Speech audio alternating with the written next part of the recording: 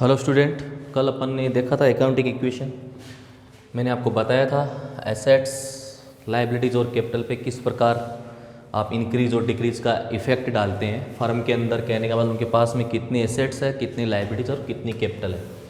तो आपका numerical question number 1 आ रहा है। कल मैंने फर्स्ट इलिस्ट्रेशन बताया था आपको, जिसमें लिखा हुआ है first transaction Harsha started business with cash. आप एंट्री रिकॉर्ड करते हो cash account D R to capital, तो वही है।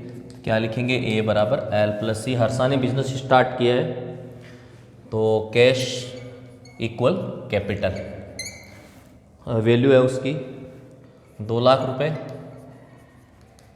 और 2 लाख। ठीक है, ये आपका फर्स्ट ट्रांजेक्शन है। सेकंड क्या बोल रहा है, purchase goods from Naman for cash 40,000।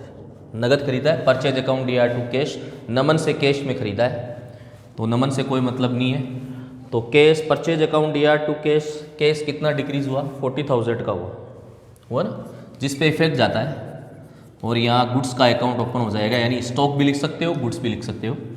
40,000, इस पर कोई इफेक्ट नहीं। अब आप न्यू ट्रांजेक्शन निकालो सेकंड के बाद में, तो न्यू इक्वेशन बन गई आपकी। कैश आ गई 1,60,000, 40,000 एसेट्स आ गई वापस स्टॉक के फॉर्मेट में, और 2 लाख की कैपिटल हो गई। थर्ड ट्रांजेक्शन है आपका,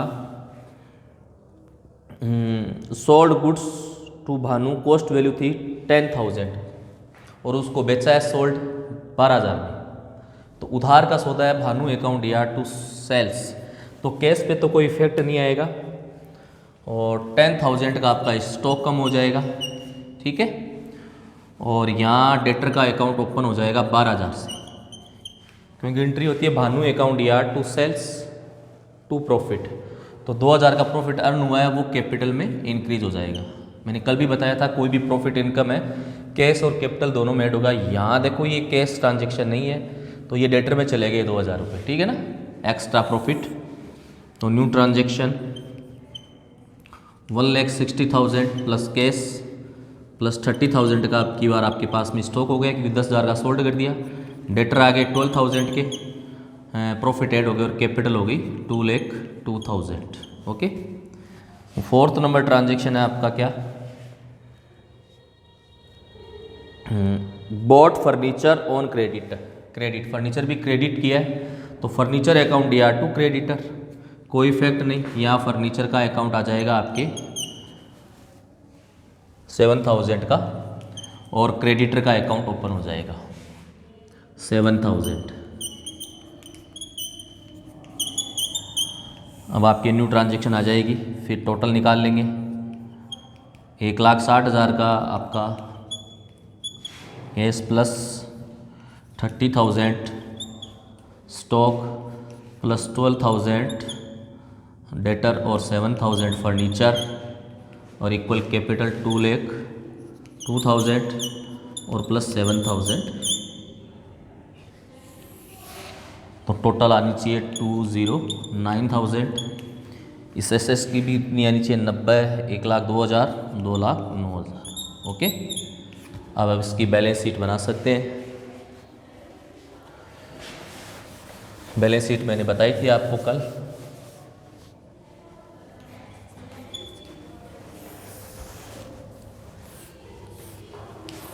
ये आपकी एसेट्स में आ जाएगी सारी, और लाइबिलिटीज में आ जाएगी। ये आ गया आपका अमाउंट का कॉलम, और ये भी हो गया अमाउंट का कॉलम। तो कैश की वैल्यू आपके एसेट्स में आ जाएगी 1,60,000, गुड्स स्टॉक 30,000 का, फर्नीचर आया था आपके पास में, सॉरी पहले डेटर आया था 12,000 का, और फर्नीचर हुआ था आपका 7,000 का। इतनी उसके पास में एसेट्स थी, तो 2,09,000। इधर आपके क्रेडिटर आए थे 7,000 के, और कैपिटल थी आपकी टोटल 2,02,000। ओके, तो देखिए था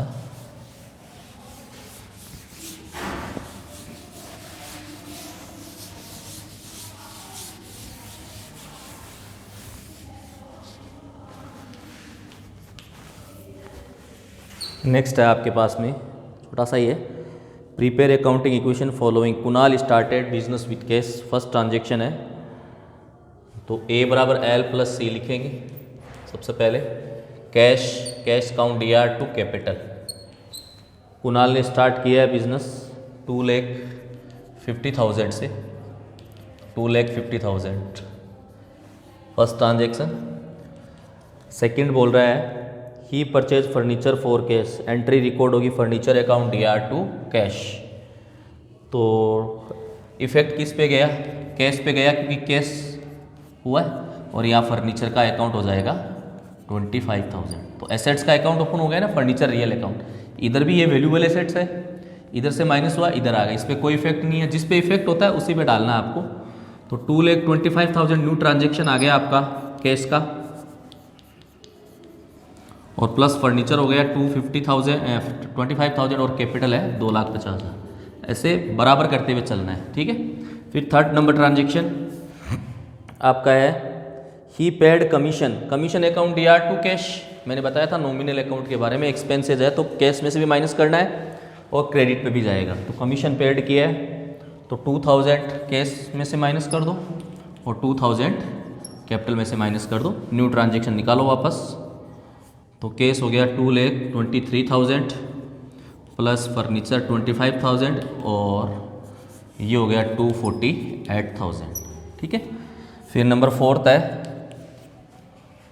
ही purchase goods on credit, purchase account DR to creditor, क्योंकि उधार का सौदा है, इस पर कोई इफेक्ट नहीं, इस पर नहीं। यहाँ गुड्स का अकाउंट स्टॉक या गुड्स लिख सकते हो, अकाउंट ओपन हो गया 40,000 का। केस में आपने परचेज नहीं किया, यहाँ क्रेडिटर का अकाउंट ओपन हो जाएगा 40,000 का, ठीक है। तो न्यू ट्रांजेक्शन आप निकालेंगे।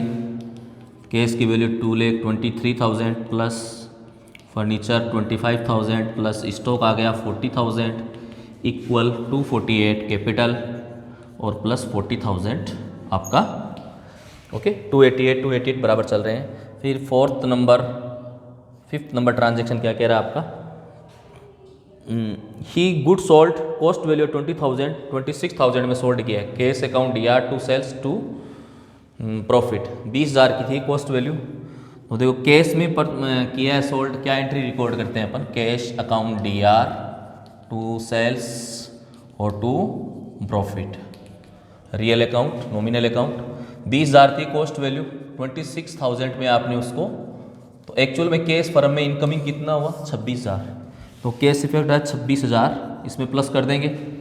और स्टॉक की कॉस्ट वैल्यू थी आपकी कितने की 20,000, तो ये इसमें से माइनस कर देंगे और 6,000 का प्रॉफिट कैपिटल में प्लस कर देंगे। ऑलरेडी दोनों में प्रॉफिट है, इसमें ऑलरेडी ऐड है 20,000 में।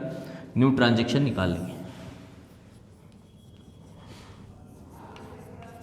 249 का केस आ जाएगा प्लस 25,000 और स्टॉक की वैल्यू आपके पास में रहेगी 20,000 अब, और ये हो गए 254,000 की कैपिटल और प्लस 40,000 आपके क्रेडिटर, ठीक है।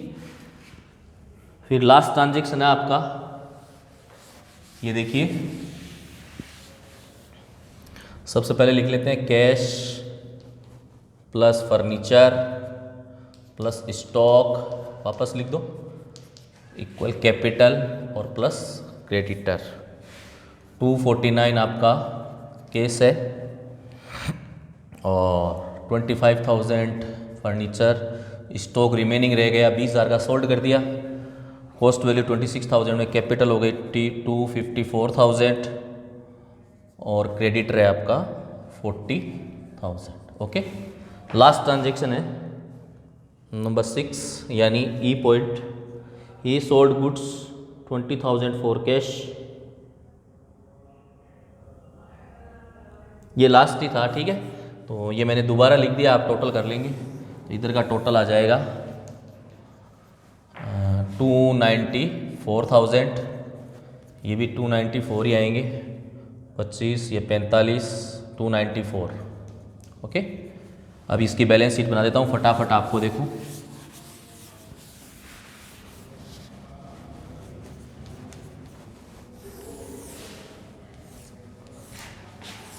देखो कैश की वैल्यू है, पहले एसेट्स से लिख लो 249,000, फर्नीचर है आपका 25,000, स्टॉक रह गया आपका 20,000, तो ये 294 आ गया। ठीक है, इधर लाइब्रेरीज में क्रेडिटर है आपके 40,000 और कैपिटल है अब उसके पास में 250, प्रोप्राइटर के पास में। नेक्स्ट क्वेश्चन अपन अब नेक्स्ट क्लास में देखेंगे। Thank you for